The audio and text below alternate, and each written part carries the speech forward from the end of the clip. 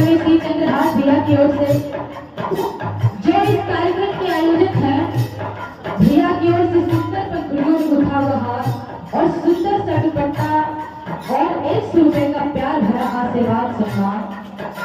चरण में कोट नमस्कार साथ साथ सबको प्रणाम कहना बाकी से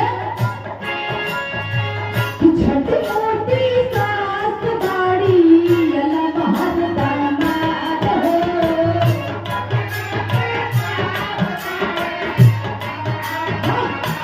क्या बात है।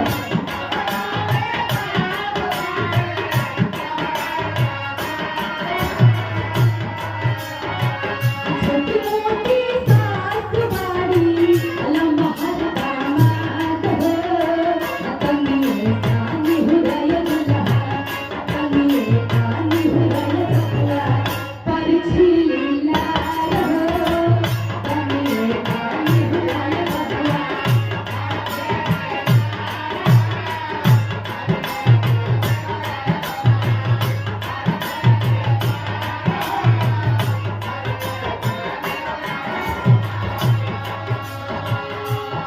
लेकिन आज जिस उपलक्ष्य में आज हमारे स्वर के बेचन गुरु जी का आज श्रद्धांजलि है, तो कहना है हमारे स्वर के बेचन गुरु जी के लिए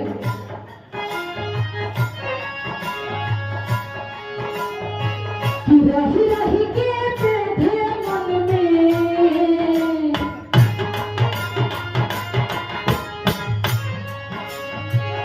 रही रही के बैठे मन में गुरु जी के याद हो।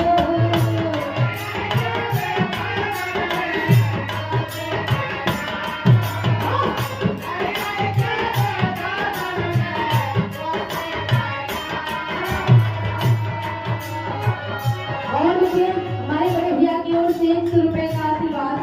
चरण में कोट कोट नमन बा साथ साथ सबके प्रणाम बा कहना बाकी से रही रही के बैठे मन में गुरु जी के याद हो। आई हो दोबारा फिर से, आई हो दोबारा फिर से, बड़ भारी याद हो, बड़ भारी याद हो।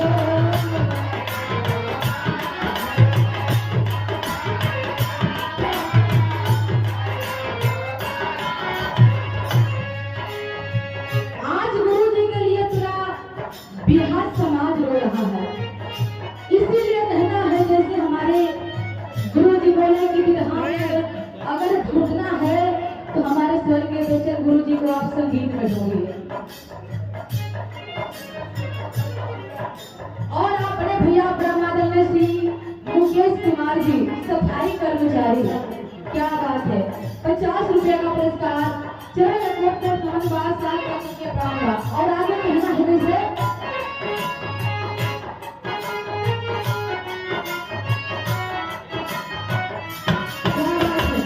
आगे परिचय है जो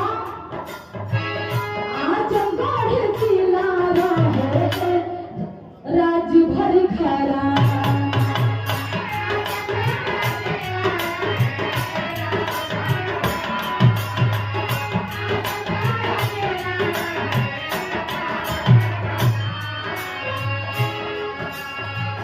अम्माहू शहर में सुंदर रहे के ठिकाना, अम्माहू शहर में सुंदर।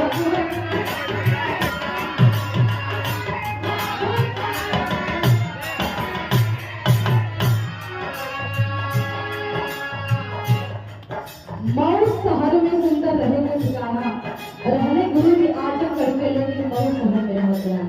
और आगे का बताओ गए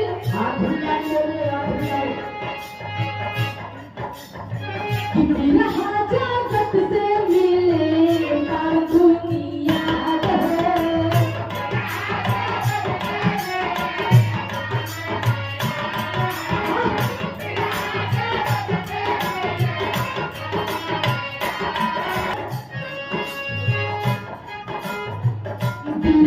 जगत से मिले पार दुनिया